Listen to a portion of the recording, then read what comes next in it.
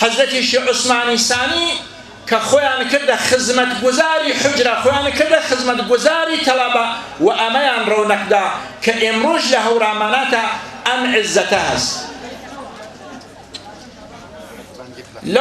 لەو ئایا قوربانمان ئەیکی نییە ئارام ناوی کار قەت ناکە قوربان بانەینی خۆ کوڕێمە قسەمان دەرناخوارم نەوەڵا قەشە بانانەکەیشتان لێ نەوێ. معذرات مەز لە خزمەتی ئاغا سەید نەعمان ئاغازادەی خۆشەویستمانە. مەسئلە ئەمەسە کە لەو ئاەتە کە لە خزمەتانە خوێندمە و خوا دقت ئەفەرمێت سێ دەستور لەو ئاەتە بە حەزرەت ئەفەرمێت ئەی حەزرەت، ئەی محەممەد، ئەی عەبدی من، ئەی ڕەسوولی من، ئەی فرستادەی من، عیبادەتی شەوانە ئەتوانێ تۆ قەوی بکە بۆ کاری ڕۆژانت. گەرەکی منیە کولەن معنیەکەی بکەم لە خزمەتانە چون وەختەوات و لغەت بە لغەت و نەشئە بەیانکەم بۆتان لە حزوری علەما و خۆیان ئەزانن و بێوەیش وەختگیرە. نەشئەی لەیل گوزەرانی شەوە قسمەتێک ێژن مەسەلەن ئەوەڵی شەو، وەسەتی شەو، سوبحی بەسەراتی ناشئەی لەیل بەو جۆرە مفەسرین معنایە فەرمون کە ئیسە من کارم نییە با وەختەکە نەگرین. ئەفەرمێت عیبادەتی شەوانە بەکاری ڕۆژی تۆ ئەخوا تۆ لە ڕۆژە مەشغوڵیەتت فرەست، زەحمەتت فرەست، شەوانە عیبادەت بکە بە خاتری ئەمە کە ڕۆژە ئیستیقامەتت بێت. لە دوای ئەوە کە ئەفەرمێت لە ئاخرەکەی و ئەفەرمێت تۆ لە تەک دشمنانی دینە بوێسە، استقامتت بێ لە مقابلی دشمنانی دیندا. هیچ موقع لە مقابلی دشمنانی دین سەری تەعزیم نایەویتە خوارەوە، قەدت بلند بێت، گەردەنت کەشیدە بێت، هیچ وەهنێکت نەوێت لە مقابلی دشمن. عیبادەتی شەوانە بکە، استقامەتی ڕۆژانت بێت و هەم هەجریان کە بە هەجری جەمیل. هەجری جەمیل وەکو مامۆستا فەرمی مام فەخری رازی چەندها معنای لێ ئەکا بەقیەی مفەسرین، یعنی بین تەرکیان بکە وەلێکی نەتەرکێکیان کەی بۆ ئەزەڵوازیان لێبیریت، تیریان بۆ بەهاوێژە و بزانە چین دووبارە بچۆرۆ شوێنیانە تا ئەو شوێنە کە ئەتوانی هیدایەتیان بکە. لەو دوا ئەفەرمێت لە نەتیجە ئاەتەکە ئەفەرمێت وەصبر عەلا ما یەقولون. گەرەکمە ئەمە خزمەتی کولی مسلمانان عەرزکە، سەبرتان بێت لە مقابڵی ما یەقولونی کوفارە، یا بینە خواتر معانیدا دشمنانی ئێمەدا وەصبر عەلا ما یەقولون. ئەبێت ئێمە سەبرمان بێت لە مقابڵی ئەوانە کە ئێمڕۆژ بە مەزهەب تەوهینەکەن، بە مەشایخ تەوهینەکەن، بە عولەمای سەلەف تەوهینەکەن، بە کل بە مقدساتی ئێمە تەوهینەکەن. ئەبێت ئێمە ئەوەڵی بلا ئەوەڵ خۆمان خالص کەین، عیبادەتمان بێت. بدونی تەسکیە، بدونی عیبادەت علم نەیتوانیوە هیچ کارێ بکە. و ئەم ئایە قەشەنگ ئێمە نەسیحەتەکە. و لە بەیانی مامۆستا مەلا عەلی کە بەحسی حەزەتی حوجەت الئیسلام غەزالی فەرموو، گەشتان ئەزانن ئەهلی سەوادن، حەزرەتی غەزالی متەکەلم بوو، فەقیه بوو، محەدث بوو، وەختێ بە نەتیجە گەیی نەخێر. ئەمانە ناتوانێت ئەو بگەینێ بە شتێک کە دڵی گەرەکیە. هات ئەو حەلەقاتێ، ئەو تەدریسە، ئەو مەنسەبگەلە کە ڕەئیسی نیزامیە بوو لە بەغا لە نەیشابوورە، ئەعزەم و ئەکابری عولەما بوو، گشتی ئەمانیە تەرک کرد و دنیای کولەن تەرک کرد، شار بە شار، دێ بە دێ ئەچوە شوێنێ تەماشاکات چە مامۆستایەک وەکو مامۆستا مەلا عەبدولخالق و مامۆستا سەی عەلی خەریکن کتێوەکەی ئەو تەدریسەکەن، لەبەر ئەوە نەزانن ئەو کێ ئەوێنەیە بەجێ ئەهیشت و ڕایە کرد. با نێژن ئەمە غەزالیە. ئەفەرمێت تا سەرنجام تەشریفی بردە بەیت المەقدس، لە بەیت المەقدس تەشریفی بردە حیبرۆن، لە حیبرۆنە چووە سەر قەبری حەزرەتی ئیبراهیمی خەلیل الله، چووە سەر توربەتی پاکی ئەم پەیغەمبەرە بوتشکەنە لخزمتي حضرت إبراهيم سي عهدي بس فرمي عهد أبسم لتك الروحي مقدسي توا كحضرت إبراهيم پیغمبران نامرن عهد أبسم لتكتا لعمري خما دست درش نكم بو هيج سلطانك بيجن رون حلم بيبو مامرا ماشينين بيبو فلان بيبا لعمري خما دست بولاي هيج سلطان درش نكم لعمري خما عهد بيت نچم شوين السلامك جورك نكم بچم سلامي سلطانك كم بخاطري كل دين عرزكم سوم عهد بيت لهيج كوينك مناظري تعصب آميز نكم برتري خوم نشان ندم سي عهدي بس لسر تربتي هاكي حزتي إبراهيم لدوايا وكتشيف بو حجاز وتشيف بردوبونا شابر حاكمين شابر كرديا بحثك لتجاك بجد مسؤوليات قبولك فرمي شو زيارتي حزتي إمام رضا خدمتي حضرتي إمام رضا لما شهدها عزي كل قربان قسمت أمام بجدد بباوات نيلي أم عهد ما بالشيك كمين تاماوم حاكم قل ظالم قل دولة من قلي بيس من محتاج ينوم وهمكار ينكم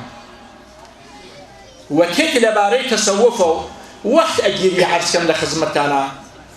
أفرميت تحقيق مكر لدوري عمده سالك لدواي أمكا بايي فلسفو فقه حديث شوانا عالمي كتر بوخوي أفرميت تحقيق مكر هيج رقاي بأندازي رقاي إرفان وبعنوان رقاي تصوف نيتواني من نزيكو كابخوا جاك واشاب كم أما فرمايش غزالية أفرميت هیچ کسی هیچ رگایی تدریس چنین ثوابا چنین مهمه او بچید قصد کالتک انسان گلی که نزانن رگا چیه ولیکن افرمید چتیک که منی وصل کد به مطلوبی خوام چی بو رگای عرفان بو رگای طریقت بو رگای تصوف بو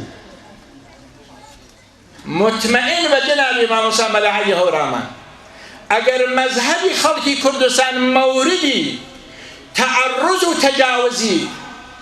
دشمنان و اجانب قراری گرتو ملیتی چیان موردی تعرض و تجاوزی دیگران قراری گرتو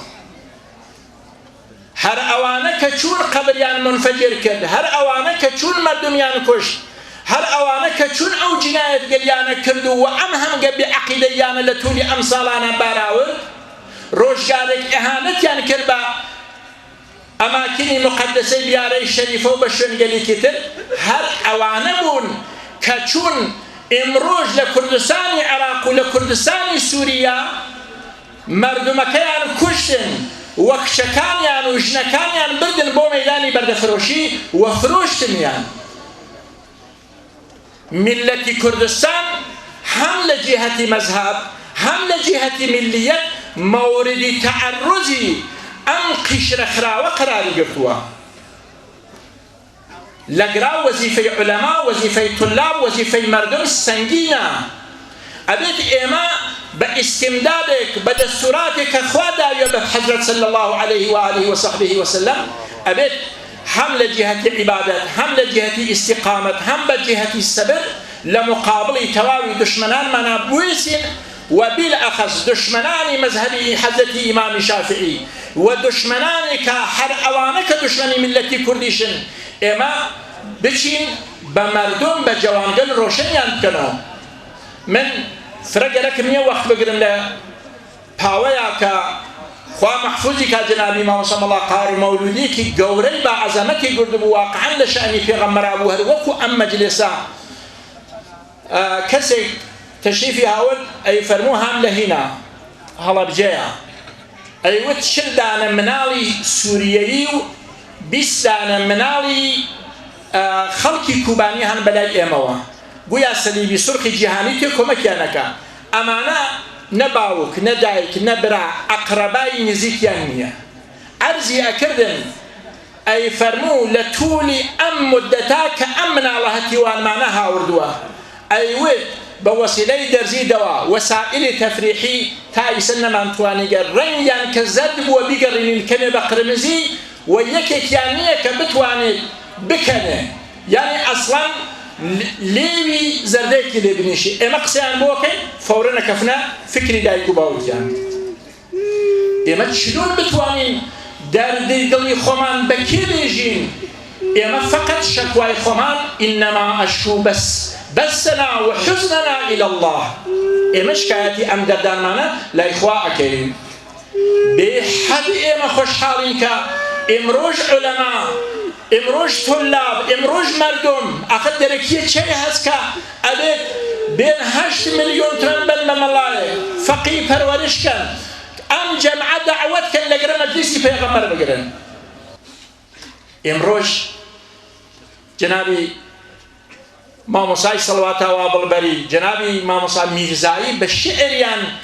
بكردستانا بهورامانا بمشايخا بپیرا بأمانة إيما زيادة تشويق كان بولاي شي بولاي أم خدمة گزارية كهمانا من بين نهاية شكر سپاسی خواهی گوره اکم که لهورامانا لکردواری ایما لکردستان ایما ملتی ایما بم هم گنداریا کاریگرێک لە سنەیە 1 ملیۆنی دابوو بۆ کۆمەک بۆ کوبانی وتم دەی دەخۆت و مناڵەکانت محتاجن هیچی کرد نییە خۆت کاریگەری ئەوە پەسەندازی چەندین ساڵت بوو وتی فڵانی بە هیچ شێک سەبووریم نەیەهات تەنها شتێ بەلامە و فرعەزیز بووە و پۆڵمە بوو حەزمە کرد بیەم بەو مناڵانە کە دایکیان داعش بردوویە فرۆشتیە و کەسیان بۆ نەماوە بیدەم بە کۆمەکی ئەوە ئیسا ئێمە چرا نەتوانین بەحسی مەزهەبیان لێ قبوڵکەین یا بەحسی مەسائلێکی تر من جارێکی تر شکری خوا ئەکەین بۆ ئەم جەلەساتە سپاسی خوا ئەکەین بۆ ئەم جەلەساتە درود ئەنێرین بۆ ڕۆحی عولەمامان دوعای سڵامەتیەکەین بۆ عولەمایەک کە هەن بۆ مدەڕسینێک کە هەن و بزانن مردمی کوردستانات مردمی هەورامانات عولەما فەقیه بدونیەوە هیچە ناتوانێت هیچێ بکە شتە ذاتی خۆی وەلی ئێوەن ئەرزشی پێدەن بە ماڵتان بە نەفستان بە هەر نەحوێک کاتوانن خزمەتگوزاریکەن بۆ عولەما با کوردستان هەر ئاوا بێ ئینشاءالله هەر ئاوا ئەوێ چون ئوسسە عەلە التەقواس ئەو کەسانە کە بیناکەیان نیاگە لله بینایان نیا بۆ ڕیادایان نەنیاوە بینای ڕیا ئەڕمێ ولی بینای تەقوا هەر پایەدارە تشکرەکەم لە مامۆسا مەلا ئەمین ئیمام جومعەی ئەگرا و سائرین کەسانێک کە زەحمەتیان نایژن کێشاگە و وەزیفەیان ئەنجام داوە کە خوا ئینشاءالله مستەدامیان بکات خوایە قەسەمت ئەوەم بە عیززەتت بە کەرەمت بە لوتفت كرد كردستان مذهبي حضرتي إمام شافعي تواوي طريقة البخص طريقين نقشبندية لقزندي حوادث محفوظ بفرمو والسلام عليكم ورحمة الله من بعشقي إرادتك باغ نعمان هسم لو ولا تديرواها تنسرمها ورنا إيش تاجي عزيزك آل بيت طه سايي آلايت باوانك بودل پناهايا جمع عاشقانت عزيزك شاي خراساني درجوانا حد باوانك ناشن ايزاني دلبر هي دلبر باوانك دلبر شالي سور تنبو زيارة عزيزك أولادي رسول تنبو زيارة باوانك أولادي رسول وخسارة قاشا عزيزك نور وكهتايا خذ جنبك سيبوانك تويدي وبجايا فرزي أمة عزيزك فرزي آل بيت دل بحبي تبوانك ناجولي وكماي دلبر هي دلبر باوانك دلبر شالي سور تنبو زيارات عزيزك أولادي رسول تنبو زيارات باوانك أولادي رسول سرسي باريتم عزيزك مولام بالرزايا قداي نزلت باوانك شاي إمام رزايا من بيدنقك عزيزك جاري جاراني اشاورن يا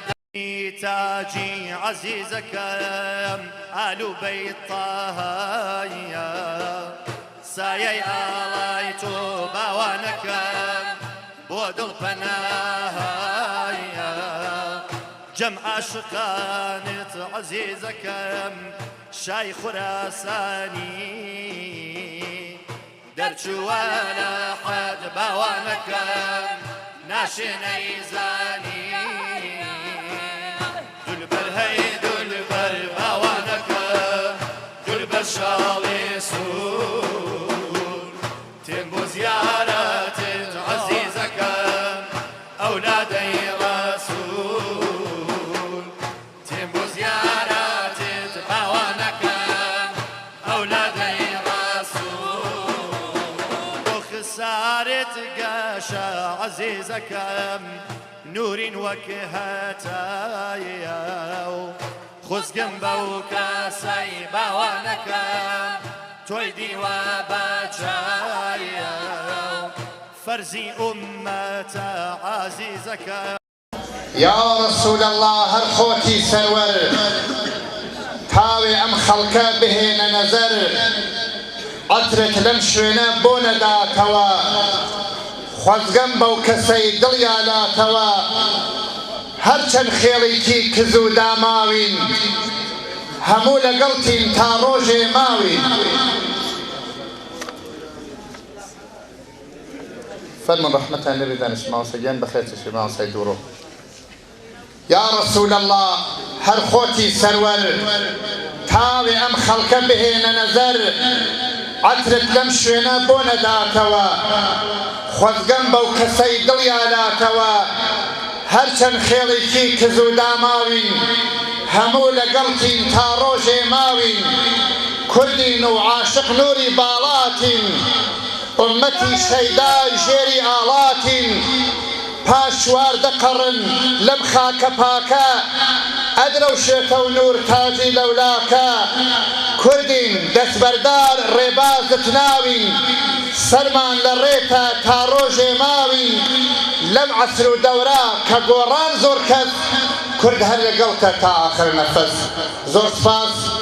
بوما أساس محسن جيان إن شاء الله ولا بخاطر جدي يطهاريو أو مشايخ وأولياء كناوي يعني بردوا علماء بايا برزانا خواص سربرزي دين ودنيا إن شاء الله. مؤسسة سي محسن قالكم مجديك في أبدان قربان لبل فرماي شقي جنابك الحمد لله ولاتي كل دوالي بتاي بد منطقي مليوان مع موسايان أو نروشن قريان كتبوا أم مسألة الحمد لله دواي تحقيقاتك كراوة هیچ کەسێک لە وڵاتی مەریوانەوە بۆ ئەو دیو بۆ ناو ئەو حیزبە نەڕۆیشتوون ئەوە ڕۆشنگەری مامۆستایانی ئەم مەنتەقە و لەلایەن یەکێتی مامۆستایانی ئاینی مەریوان و هۆرامانەوە زۆر تەوزیع درا بۆ خەڵک و بۆ ئەو خەڵکیشە مامۆستا بۆیە داخی لە دڵە دارودەسەی ئەوانە لە نەیجریەدا کە بەناو ڕئیسەکان بۆکو حەرام بۆ پەرچەمی لا ئیلاهە ئیلا اللهەوە نزیکەی 9 مانگ لەمەوبەر 200 دانە کچی ڕاهنمایی مەدرسە لە مەدرسە دەست بەسەری کردن بردنی بەو مناڵیە 9 مانگەهان بەلایەوە دوایەوە کە تەحقیقێک کرا لەسەریان کە ئەبێ بدرێن بەداخەوە وتی گشتیانم مارە کردووە بۆ حیزبەکەم و نایشی دەمەوە تەحویڵی خانەوادەکەم ئەمە هیچ ڕەوشێکی ئینسافی و عەقلی و ئیسلامی و دینی و ویجدانی نییە لە ئیسلام بەدەرە بۆیە مامۆستا داخلە دڵە زۆر سپاس بۆ هەموو لایەک زۆر سپاس بۆ مامۆستا ڕەفتەرجانیش جارێکی لە خزمەتی گلایەکان عەرزی خێڵ و سڵاو و ڕێز و ئەدەب و بەخێرهاتنمان نسبەت تایبەت مدرس و یادگارەکەی ماوەسا سێ ئەحمەدی دووڕۆ جەنابی ماوەسا مەڵام محەممەد لەو پەڕی دڵپاکی و دڵخاوێنی و سادیە و هەر بە ئەو مژدەکەوا حەزرەتی شێخ دایەکەی ئینشاءڵڵا خوا کەفیلی ئەوانی کردووە بە وەسیلەی حەزرەت شێخ بەزەیکی بێتەوە ئێمەیش بە یەکێ لە خۆشەویستەکانی رسول الله و خاندانی حەزرەتی سەراجەدین قبول بفەرموون. های نەخمەت برای بەڕێز و خۆشەویستە جەنابی ماوەسا مادح کە ماوەیەکی زۆر لێرا بوو لە خزمەتانە حەزەکە تەشریف بێرێ بە فەرموودە و فەرمایشێ ئەو سپاسی خۆیە دەربۆڕێ نسبەت بە ماوەسا عەبدولخالق و خەڵکی ئاوایی دەرەکی تکایە بە تەشریف بێرێ و فەرموو. بارك الله پلو پایت، بارك الله پلو پایت، براق سوار خير الورى، نازنيني سماوات قلي سوري أم القرى. بسم الله الرحمن الرحيم. الحمد لله والصلاة على رسول الله وعلى آله وأصحابه ومن والاه، ولا حول ولا قوة إلا بالله. السلام عليكم جميعا ورحمة الله. دروك يا أنا تاينا بشينا تا أنا بقوشانا ملورانا عرض سلام أغبو إرادة تاسب جاريما خزمتانا حس کرینی هورامی قصی کرو حرس ننکا که نعمانی تذکر بندانی که گرد و مجلسی هورامی حالی شامه بو حزم کر نصر سورانی بنویسو پی آرو مجلسو درو که بسر تیترو پیامی سلطان صلاح الدین بو مولانا خالدی شارزوری.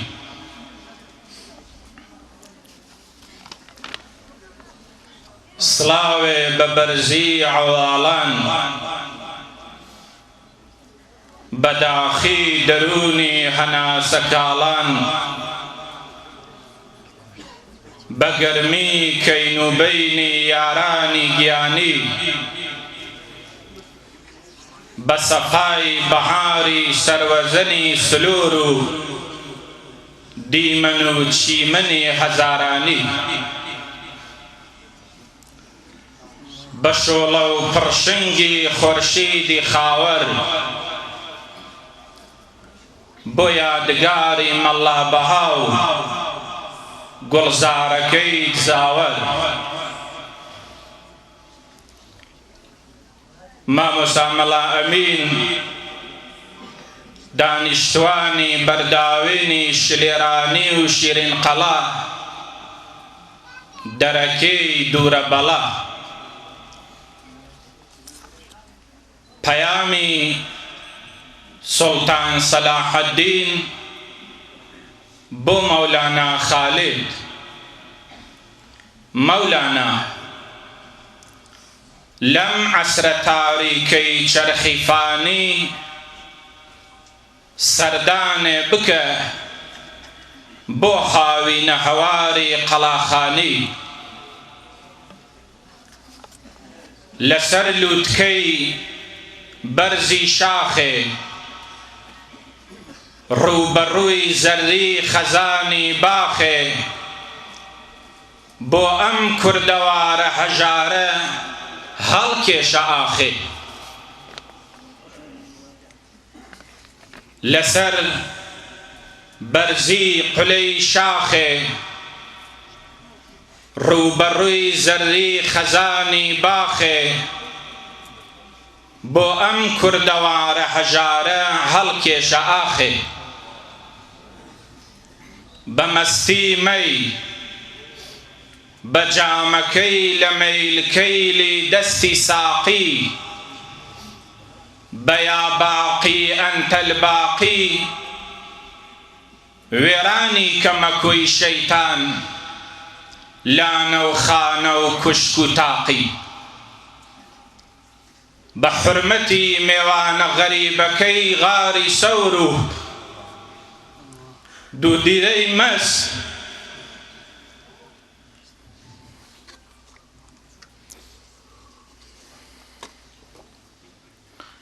بحرمتی میوان غریبکی غاری سورو دو دیده مس بباجتی قالو بلای روژی الست بپرشنگی لطفی باری ساجار تر ببار تر بناز تر بادر کوي گلاوی جی آسمانی کردواری بکویری چاوی مجموری گلی ابتر لأو کالای بجنو بالا بالبرکا قبای اخزر سرزمین ابن صلاح لبو فلاح ولایتی ملا یحیای مزوریو شیخ عبد الرحمن الرجبیانی تا علامی دشی و نو دشی لسراوی گوارای کتاب و سنت پیالایان نوشی لبازار رسول الله صلی الله علیه وسلم خرقیان پوشی بنقشی آسمانی حضرت رئیس جرپایان کرد تلبیس ابلیس لسنگری بولنگری لسنگری بولنگری آین و دین لسر سریری تقریری آیا و کلام دور لدعوی قیزونی دون برندی مدالی زرین و درخشانی ادخلوها بسلام بود دهوری رش نمینی بش دهوری رش نمینی بش بپنجکی شقی قمر ننرکینی بو دلولش بچه بروی برو فناش و نواری با درکوی قرسی قمر مانگشوی کردواری مولانا هاد بدل پری مولانا هاد بدل پری فقیانکانی برده گوشی چاوی تری سری فرموی دور بو جدیدی نرگسی یاران گرمن شیونی کون هواران اسون و تخت و شاهو کسالان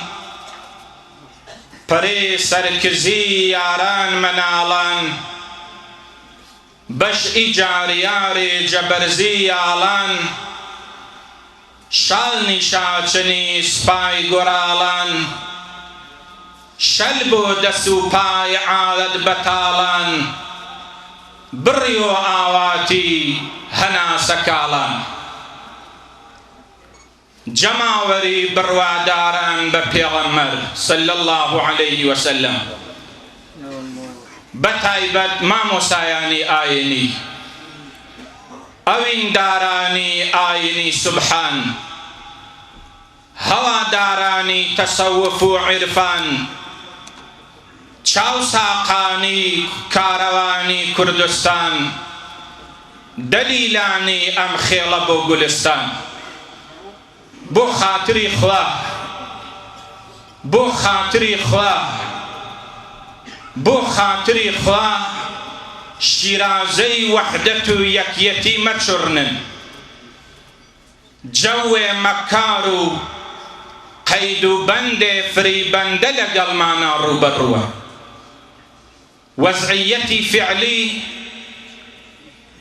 وەزعیەتی فعلی لە عەسری حازر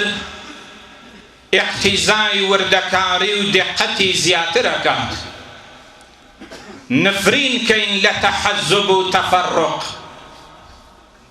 درود بنێرین بۆ یەکیەتی و ئیتیفاق، بانگ بێژین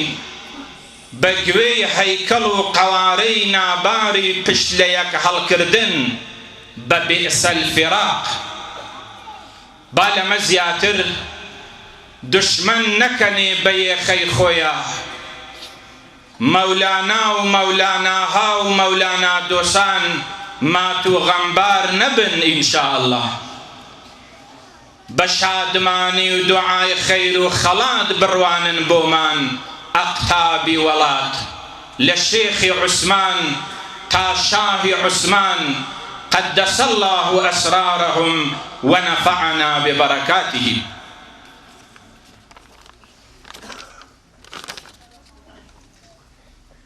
يا رسول الله صلى الله عليه وسلم، نازت لميزان كردواري برز، ججني ميلادت خوشنما و خوشترز، او كردواري صلاح الديني دينت أنازي ببرزي جيني، مولاي شارزور خيلكي سراج، قزاي دينتيان خسل تخت و تاج، مدرساني شيخاني تخته، بشوباريان إقبال و بخته، پای برزانی نودشی و دشی، لبازاری تو خرقیان پوشی، رجال غیبی و زمره علالان، اربابا و آریز شاهو و کسالان، ئەڵێن یا ڕەسوول ئەم کوردەوارە مەحسوودی حەسەد گورگانی هارە، ئاوی چاوەزار کەلامی پاکت، پڕشنگی چاوگەی ڕەحمی بێباکت، جارێتر نوشکا بە لوتفی ئێوە، برین و زامی نەمێنێ پێوە، مکریان بێوەی لە مەکری جانی، شاری پیران و شنولاجانی، سنە بێی نەجات لە زرق و برقی، بێ بۆ مەدینە وەسیلەی ڕزقی، مەریوان دیسان وێنەی جارانی، بچێتەوە سەر ڕێگەی یارانی، هەورامانەکەی شای سیراجەدین، ئاوا بێ لە بۆ مریدانی دین، مادح هەر سەد جار ئەر ئاوارە بێ، شەرتە مەدحەکەی بۆ ئەو یارە بێ. نحب لقاءكم ونقبل يديكم والسلام عليكم ورحمة الله وبركاته. صلى الله عليه وسلم. واقعا خود ببوشتر لوازم كتشكر كم لما سامادح يا ربي إخواني من خاطر رسول الله صلى الله عليه وسلم، اواني ومحب ومحبوبي اونو اميان خوش گرکو، امیش اواني خوش گرکه، خواه سربرزي ديني ودنياي كاي ان شاء الله، لخوام گرکه خواه لبر خاطر رسول الله صلى الله عليه وسلم، ام تفرقو ام چند پارچهیو ام غير اتحادية لناو كردوارية لا بواتو وكو دوراني جاري جاران كأچين بودقا الشيخانو لخزمت او ماوسا برزانا هل ماوسا ملشورو هتا آغاتاو ماوسا سياناو او ماوسا ولجيرو او ماوسا برزانا كبداخة ولناو مانا نمان ولي ان شاء الله دنجيان هرماو لناو باقي رسول الله صلى الله عليه وسلم وآثاريان ماوا لخوام قالك إن شاء الله بشينو أو عصري طلايا خوال بر خاطر رسول الله صلى الله عليه وسلم عم خير وبركة ما لنا الشارع إن شاء الله هاي نخمجيك كل غلامي جعلانه وهورامان بارز وخوشويز جنابي معصر من زايديان تشريف تيري أبي جوكو هميشه دلقان من بارا وكات تكايبا تشريبير وفرمي.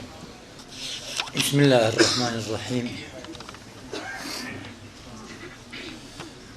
الحمد لله رب العالمين والصلاة والسلام على خير عبده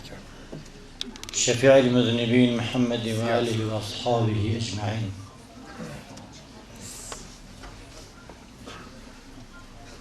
جوهر اگر در خلا افتد همان نفیس است، غبار اگر بر فلک رود همان خسیس است. قصه فرم پنه بینی گرکیم به هر پوشت پسه ماسا قصه کرو سخرانی کرو ولی برگر جمالیوان دیو رفقه کامنا واسه شو تو شعری ونی واتم والله شریم حاضر نکردینی واسه بابا دیخو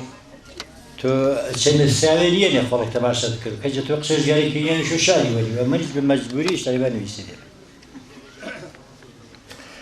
والله نسلام کروی جماعت حاضریه عمومی دروکی و غیر دروکی بتابت امام مستحالی که همیشه سنگرو اخلاص و اخلاق و ایم بیانه و ترسوزی و فرهنگ و عرفان و ادب و اخلاق و ملت و کردواری بیانه و سلامت هبتی کرو بیادر و بیعالا که جنگ طولو انقلابی و زمان شاری و ایهو زمان قازاری حتى إسات سبينا مياني إدراوكي دربنو أنا باهر دراوكي غريبي نانا وري هجاري غريبي نجناسية كرد عرب شيعو سني سوران وقران أي دراوكي ميانا بيان كجدربنو آميني بي جا مانقلقا آميني بي جا كمالجر آميني بي جا پروسمو آميني بي أين ميان بيان ده خود زاندش خواهی فرماوان مسقال زرگم مبو آخبل دو کشمدان بغریبا چوساون حتی ایسه لا خواهی مطمئنی بدره که یا مولاویو سبت آنه اگر زمان جایندن کرزیرکی و عالمی و دانشمندی بطیبتی فیلم ساز کردواری گرک شابو چیوه تاریخی جشار و دهات و کردواری نشان و خورکی بیاج دنیا نشیوش دروکی بود چونکه دروکی زمان جنگ و فوز و زفری امیر و فوجی قاجاریکاو شیخ کولکاو دزلیو جنگ و هوشو بیرانی ثابت از تاریخنا وكل غريبش كأمان دروكي يادگار دروكي لباس دروكي فرهنگ دروكي صداقت دروكي جبردنو يعني بس دروكي بعضم شيء عالي أخلاقي سادهي صادر كردن جلحاز عرفاني شو الآن خوتا زانده دورانو شيخ عبد الله خرباني كآميني بيوشو بياني مولانا هر نبيان اموشو بيراني ختم جايب مولانا مش ناسمه ولي رمز مولانا خوازي خرباني وفقيكش آميني جاو شو بيراني استفاجا كردن لذت شعبردن هواي صاف وپاك شا واردن چند خبر ولو دلو كيان مولانا عزم كري هر نبيان دمان مولانا بيان مولانا كجرك شان كراش شربا كجرك شان نامش نمنو كجرك شان واسع إلى جهل دو آما شهر رامان فرق ليشانا جمولانا شيء قليشانا شو كأل بشتيلو قلا بازاشا زاني جادمان مولانا خالد ورانو دلوكي وشو بياني وختم قاو إليش بشي كردين ورده تايوانا شا عمرو بيالي تلاو شيخ حاضري قوما تلاو آل شاك بسبب مسا نعماني بات مخلصي وآدائر وبارقاني پس دلوكي پێشتر زوو شارێکی وەناوە سێگەواتم دەرەوکەی کۆڕا تۆنا ئاکەسە تۆوەرنێ بێسەر و شۆدا ئێوە خۆ بین تۆزێ غبارێ ڕوەکەر و وڵاتی کولە نەک دەرەوکێ ئەپا عەقیە ساقە و عالە و قەیلیاوە ئینشاءڵڵا ملۆ جا من ئیسە بافەرتونەوە بە قسە خەیارە شەیری وەنوە فەقەت یەک کەلیمە گەرەک باواچوو زۆر ماشا مەولوینیان بابە مەولوی مەگێردێ خۆڵ زەحمەت خۆڵکی مەیەدێ تۆ گەر کەردیا مسائل لەش بە هەمساکەت محتاجە چ زەریف ماشا چ کەلیمەکە زەریفە وەلێ چێشانە ئانە شاگەرەکە کە مەلا عەلی زەردەگا لێ ئەچێگە ئاقساکەرەوە سڕی شاهورماوە ئاڕووی شابەر و معرەفی شاکەر و ئینێ خایلی دینینێ خایل و فەرهەنگینێ خایل و جامعینێ دوورە ئامێنێ مەقال لەس و خۆڵکینێ وەلێ خوب بە کوردی قسەکەرا بە ئایەتە قسەکەرا بە حەدیسە قسەکەرا پێغەمبەریش فەرماوە صلی الله علیه وسلم دەسەمێنێ جا ئاخر زەمانەوە سەیەتی وەسەیەکون پێسە من قسەکەرا یا مامۆستا حالی سێمەحسن چنیجا کامیارانەوە بێشیگە قسەکەرەوە جا ئەگەر مەولویەکە بە گوشتای شاماکەرە بێ ڕاست هەر نەبێ بابە ئێنەش بەنوعی قساکەرا کە ئینسان ماچوو وەڵا خۆ ڕاشش ماچوو ئانە هەمساکەت محتاجە تو چی گری دەرجەم کەریوە قەس شاینە نییە وەلی مەواچە سێمەحسنی داوەت مەکەردی کامیارانەوە بانێ چینە چونکە ئازانۆ جا در و گەرەوە بازەکانە پێی باشە گوڵ باس مەلامادحی هەورامی جا سەڵەوات ئاوا نێ چونکە ئازانۆ جەریان چێشە پس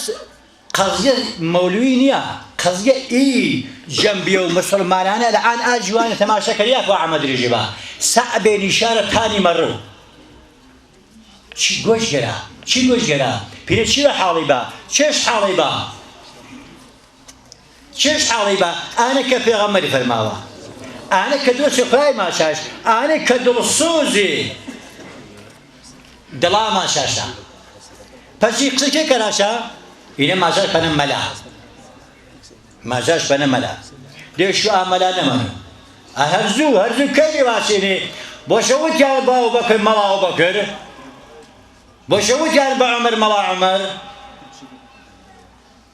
چی قریشمە مەلایی چونکە ئامەلا زانۆ شەشکەرە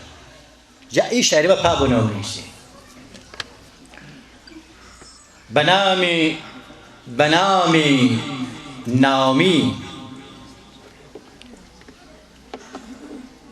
بەنامی نامی نامەوەشەکەی بەشکەر و خاس و خراو و بەشەکەی بەش و هەر کەسیش ئەوەڵ و ڕۆیدا عاڵەم سەراسەر مەکەرۆژگا هەمیر و هەر کەسیش ئەرگول شێلیا عمری بێمایەش گەوجی و گێلیە